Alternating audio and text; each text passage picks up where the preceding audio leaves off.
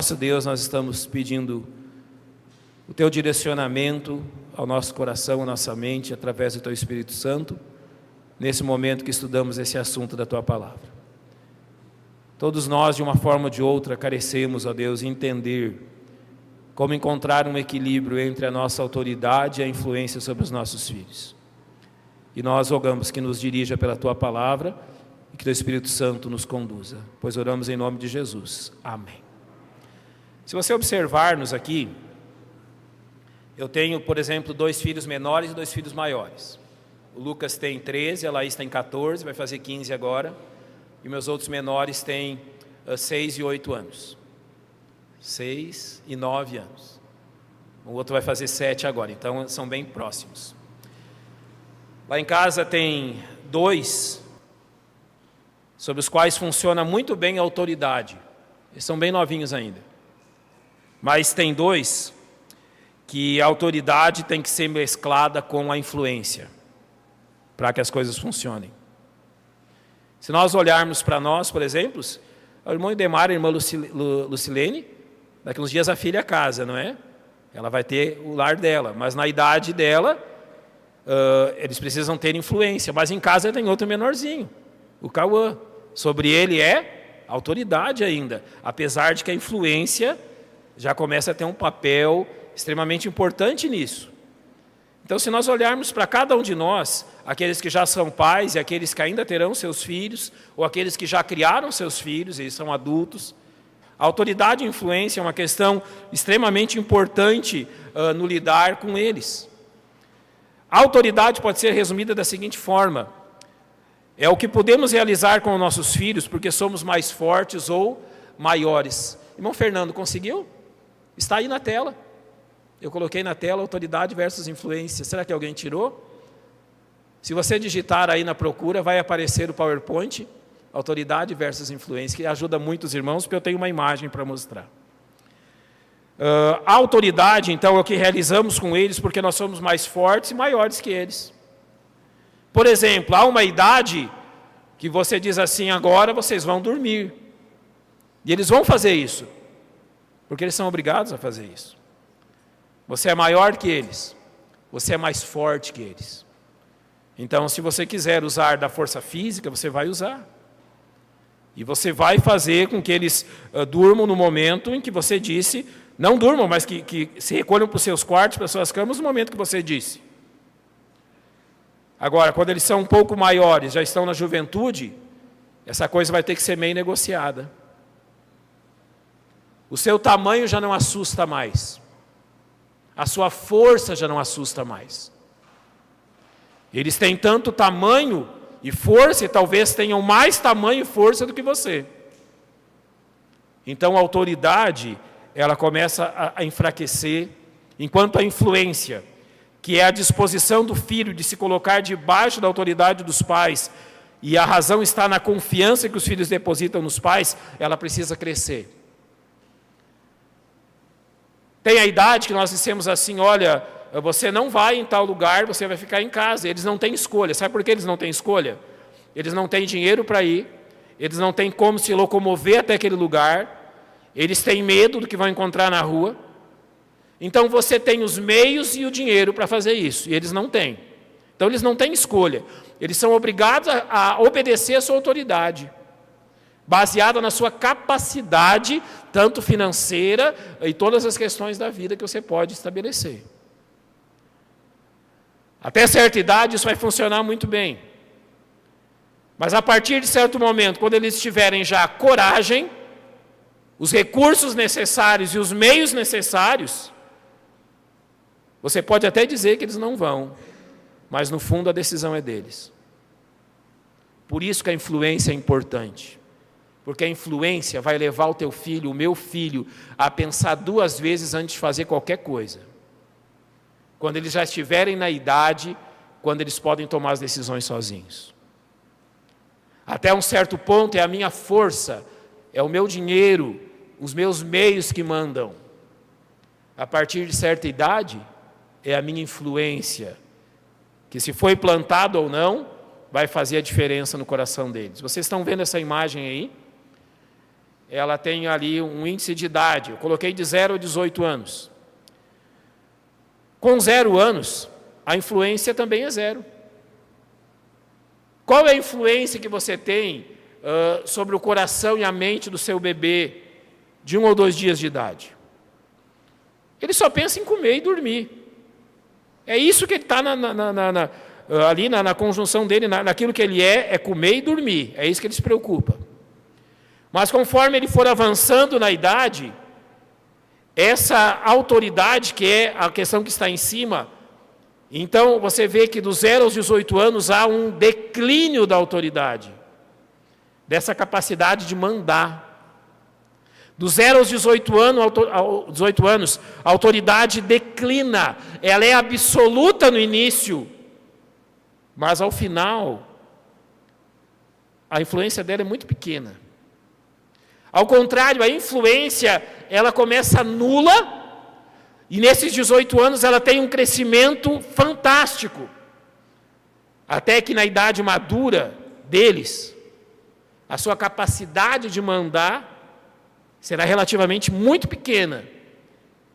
Então a sua influência vai ter que entrar em campo. A sua influência vai ter que entrar em jogo. Se nós observarmos, há 3 esferas de relacionamento, vamos dizer, paternal. Há 3 esferas de um relacionamento paternal. O primeiro deles é o relacionamento biológico, vamos dizer assim, um pai biológico. Gênesis 1:28 disse: e Deus lhes disse, frutificai e multiplicai-vos e enchei a terra. Essa é a questão biológica, essa é a questão paternal, porque é o pai biológico.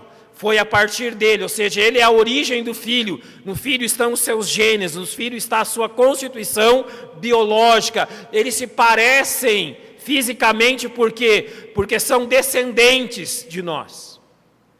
Uma primeira esfera paternal seria exatamente essa esfera biológica. Há muitos casos onde os pais são apenas pais biológicos. Ficaram apenas nisso. Olha, nós visitamos jovens, nós visitamos pessoas que vêm à igreja, e nós visitamos pessoas que, então, quando eu visito, a primeira visita normalmente é um jovem assim, eu começo a vasculhar, a ter uma ideia de como é a vida dele, né? A conseguir montar na minha mente um quadro desse jovem e tudo que ele é. Há jovens que eu encontro que eu começo a falar sobre os pais, e o jovem diz assim: pastor, eu não sei quem é meu pai. Por exemplo, o meu pai não conheceu o pai dele. E eu tenho outras pessoas na família que também não conheceram seu próprio pai biológico. Aquele que lhe transmitiu as questões hereditárias, a fisionomia, o aspecto. E há muitos que ficam apenas nessa questão biológica. Porque um segundo nível desse relacionamento seria um pai provedor. 1 Timóteo 5,8 diz assim: mas se alguém não tem cuidado dos seus, e principalmente os da sua família, negou a fé e é pior do que o infiel. Aqui é um relacionamento social, o pai que provém. Notem que há famílias que o pai que provém não é o pai biológico. No caso do meu pai aconteceu isso. O pai biológico era um homem, e o pai que proveu, que por exemplo deu o nosso sobrenome, era outro homem.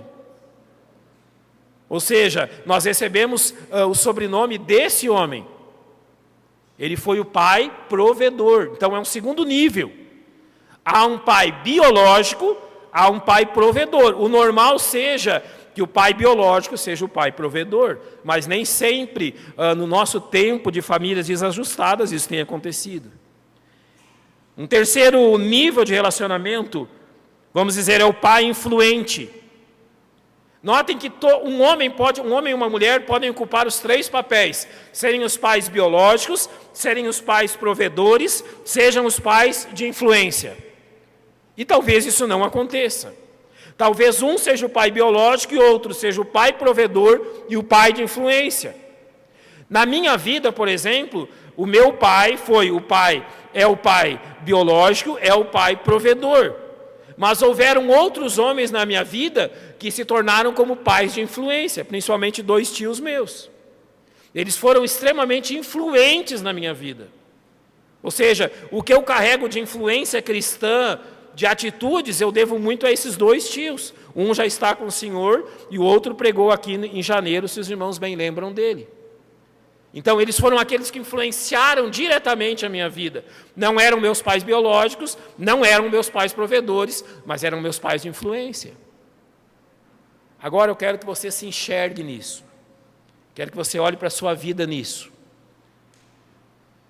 Você pode já ser pai biológico, pai ou mãe biológico, ou seja, você tem filhos.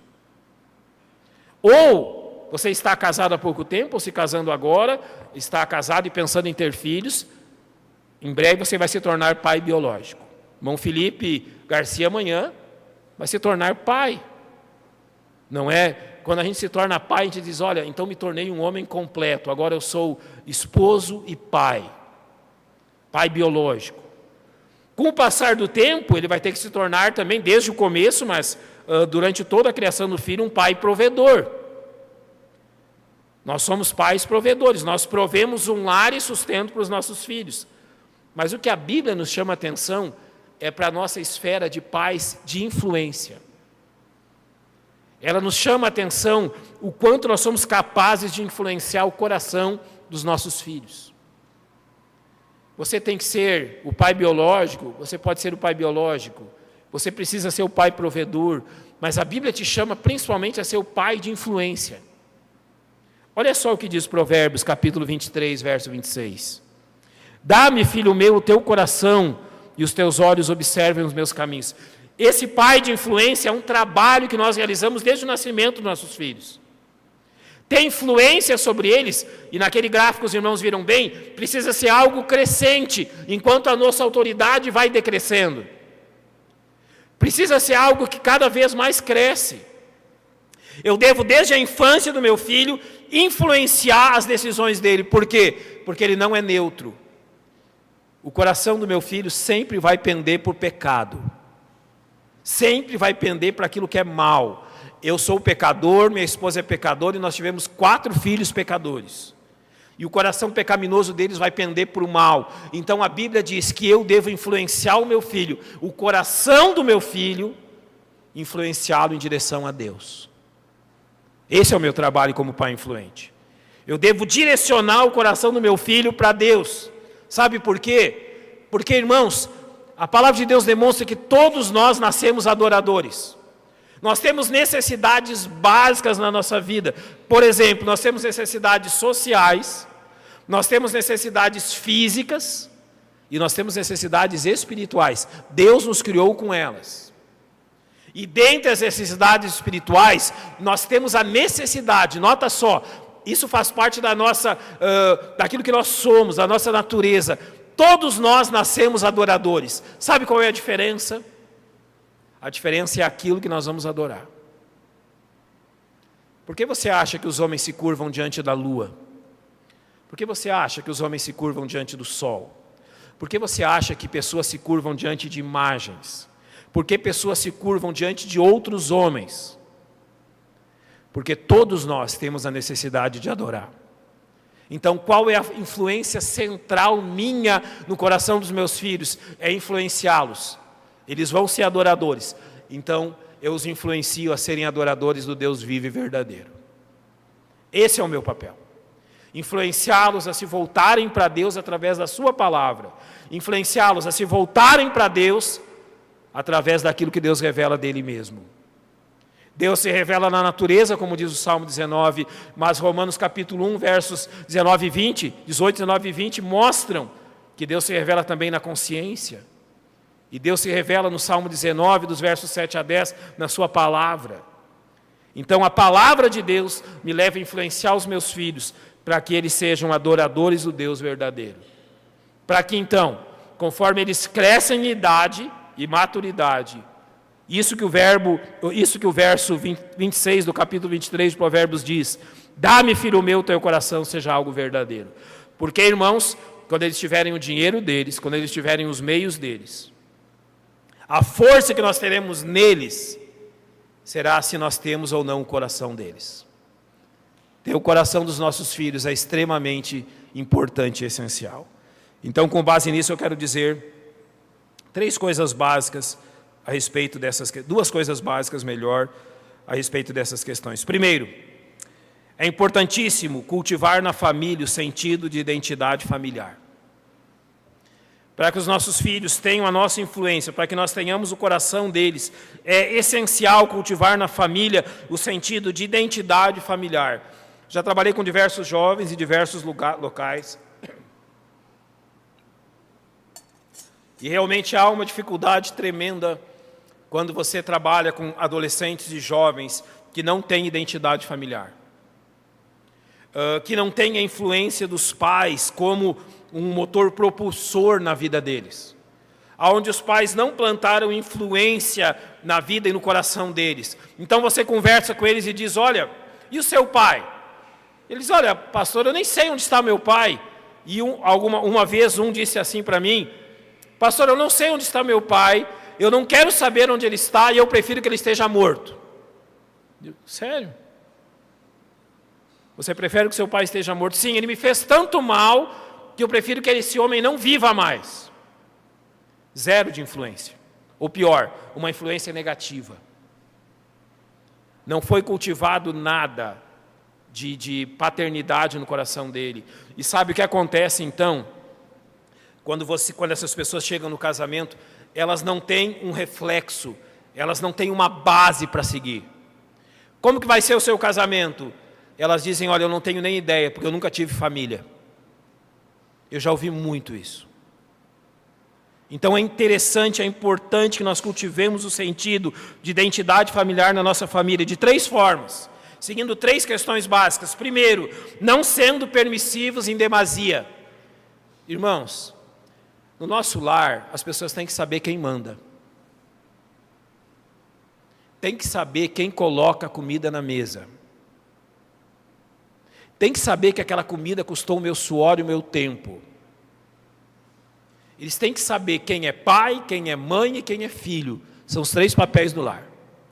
Identidade familiar, ela é construída quando você não permite uma situação permissiva ao ponto dos papéis se misturarem, de você não saber quem está desenvolvendo qual papel ou não.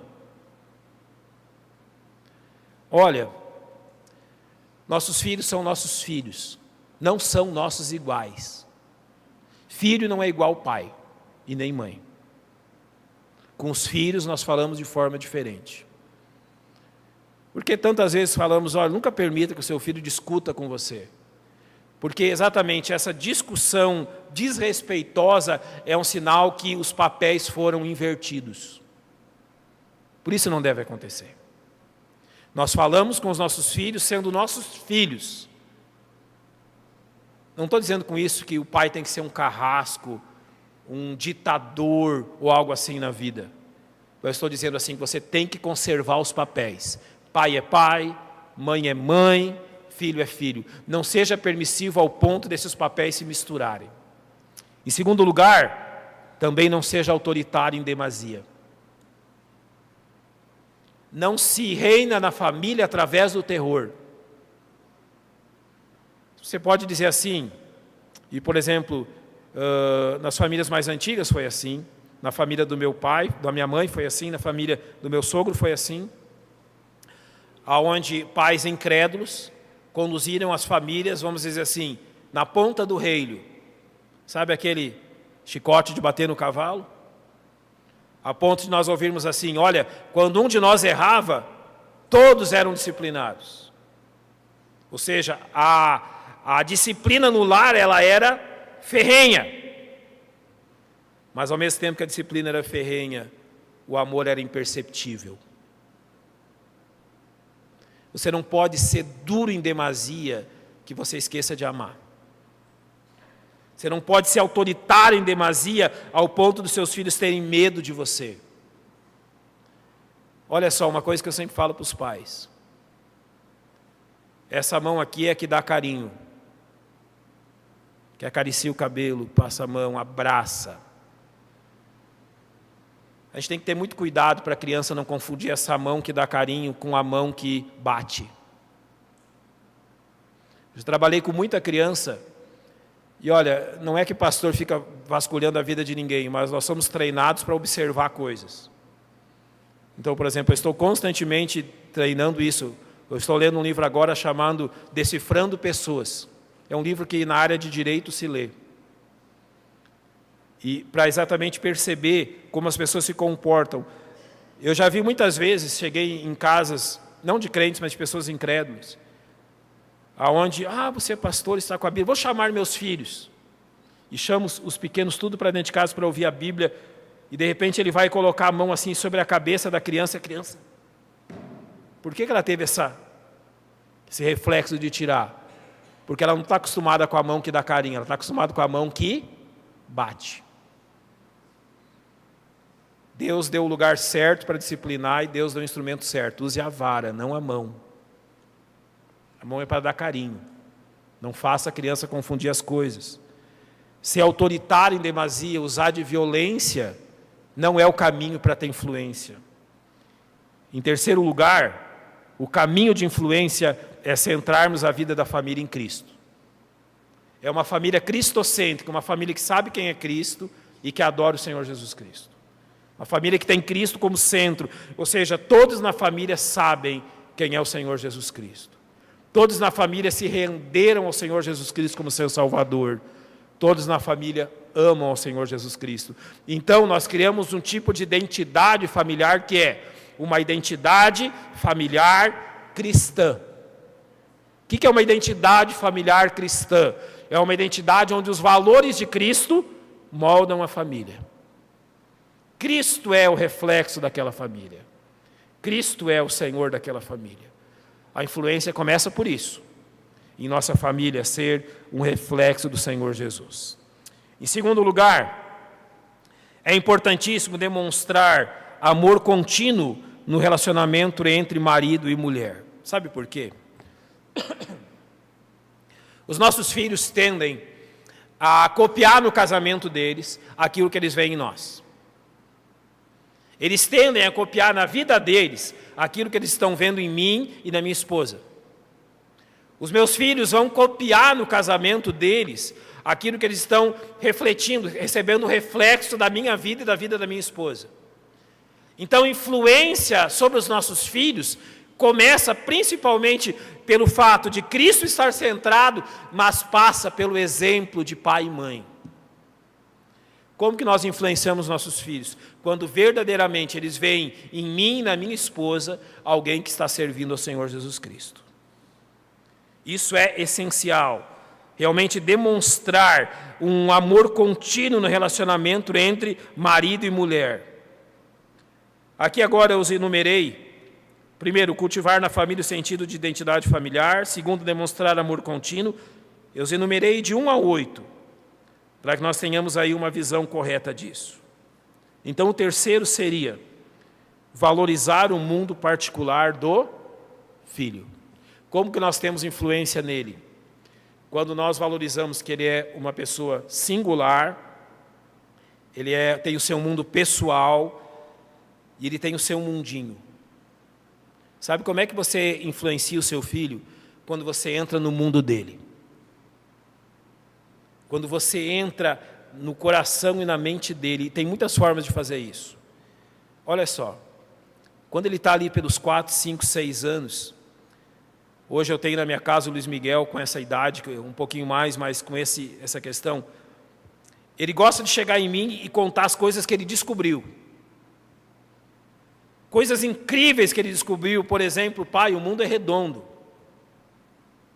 Coisa boba, não é? Mas há pouco tempo atrás ele nem sabia que existiam mares, continentes. Sabe localizar Goiânia no mapa do Brasil, no mapa, e dizer, olha, mas esse Brasil aqui está numa América do Sul, e tem uma América ainda no meio, outra no norte, e começa a contar os seus descobrimentos. Sabe qual é a nossa tendência? É achar aquilo chato e dizer, menino, deixa eu continuar fazendo o que eu estou fazendo. Você perdeu uma oportunidade ímpar de entrar no moldinho dele. Você perdeu uma oportunidade ímpar de entrar na mente e no coração dele, as descobertas que ele está fazendo. Não perca essa oportunidade.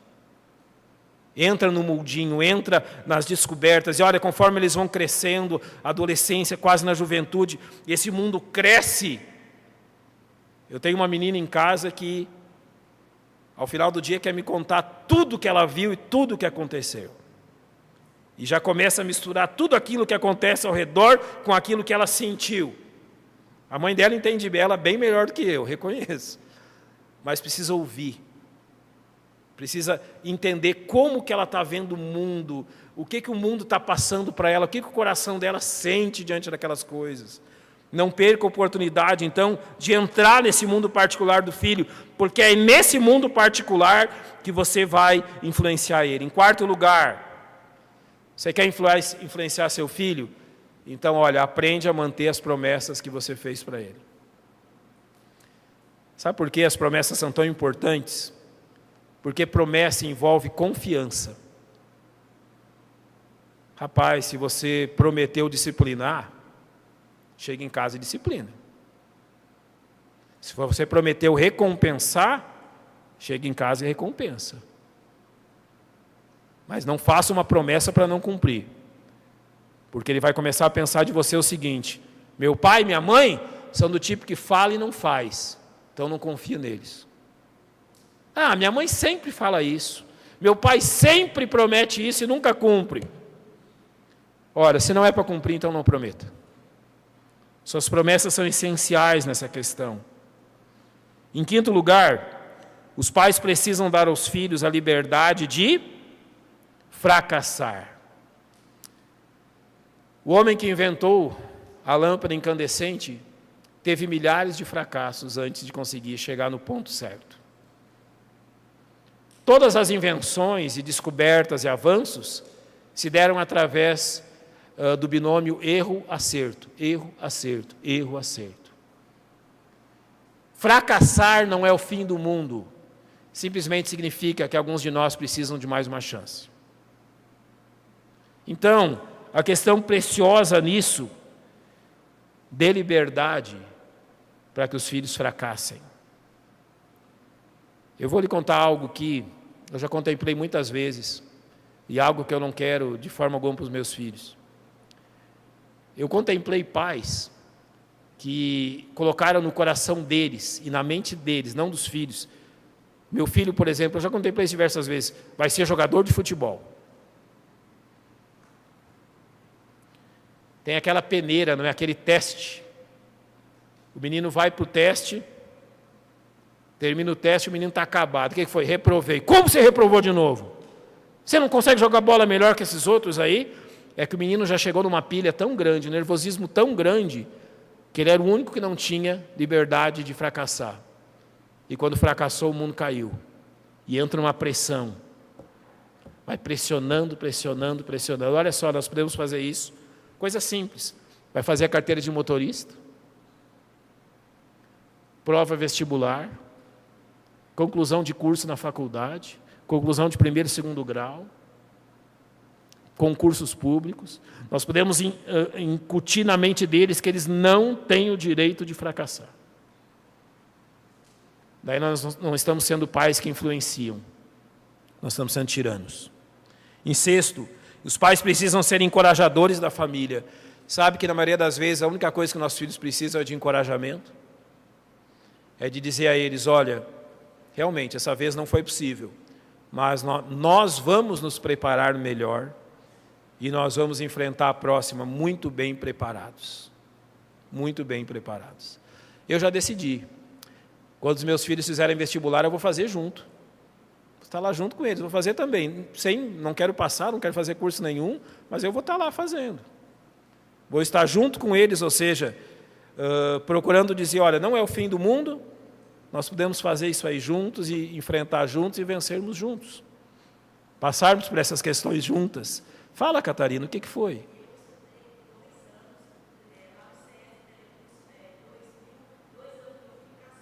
Ah, que legal. Joia. 2 anos colega do filho. Junto com ele, que legal. Eu acho isso muito bom. Influenciá-los dessa forma. Por exemplo, quando os nossos filhos têm a mesma profissão ou o mesmo ofício que nós, não é? Quer dizer que nós os influenciamos. E isso é bom, nós os encorajamos a seguir a mesma carreira que nós. Isso é muito bacana. Eu lembro, a irmã Adriana, irmão Tiago, já que uns dias já tem mais uma dentista na família, influência, e muitos outros, não é? Assim, influenciamos nossos filhos, os encorajando, isso é muito bom. Tem uma coisa aqui, em sétimo lugar, que parece ser boba, mas eu aprendi isso com os psicólogos quando a gente teve o Lael. Você sabe o que é terapia do abraço? Você sabe que o autista, ele não aceita toque físico. Ele não aceita que você toque nele. O Lael teve um problema muito sério durante alguns anos nisso. Então, eles sempre diziam para nós, assim, ó, não é que você tem que abraçar todo dia, você tem que abraçar toda hora. Nos primeiros anos foi extremamente difícil. Parece que o nosso abraço nele queimava ele. Ele tentava sair de qualquer jeito. E eles diziam para nós, olha, quando ele tentar sair, não deixa, continua. Força ele a abraçar. E nós fomos obedecendo isso e fizemos isso. E hoje vocês podem ver que muito dessa questão ele já venceu. Talvez o seu filho não tenha o mesmo problema que o Lael. Mas olha, ele precisa de abraço tanto quanto. E abraço é uma coisa grátis, não custa, não tem imposto. Pode ser feito todo momento e pode ser feito sempre. Tem pessoas que criam um hábito na família que não há toque físico nenhum, ninguém abraça, ninguém aperta a mão, ninguém está junto. Olha, pratique o abraço com seus filhos. Que ele prove do seu amor, do seu cuidado, do seu abraço, do seu calor, do seu carinho. Ele vai levar isso por toda a vida. Assim como você pode ensinar o seu filho a ser alguém violento através da pancada, você pode ensinar o seu filho a ser amoroso através de um abraço. E, finalmente, para construir um relacionamento de confiança com seus filhos, os pais precisam construí-lo na palavra de Deus e não na sabedoria humana. Olha, Deus nos deu aqui um manual. Sabe o que é isso aqui? É um manual para a criação da família. Provérbios está cheio de aviso. Salmos fala sobre a comunhão de uma família com Deus. Romanos vai mostrar como uma família é justificada no sangue de Cristo. Os evangelhos vão apresentar para a família a pessoa perfeita que é Cristo. Apocalipse vai mostrar para a família qual é o futuro dela com Cristo. Tudo aqui, ó. Construa a influência da sua paternidade na família através da palavra de Deus. Sempre firme e constante naquilo que a Bíblia tem dito. Você vai ver como a influência vai ser preciosa na vida dos seus filhos e como ela vai realmente realizar no coração deles a obra que Deus quer que seja realizada. Vamos fechar os nossos olhos e vamos orar, agradecer a Deus por essa manhã na sua casa.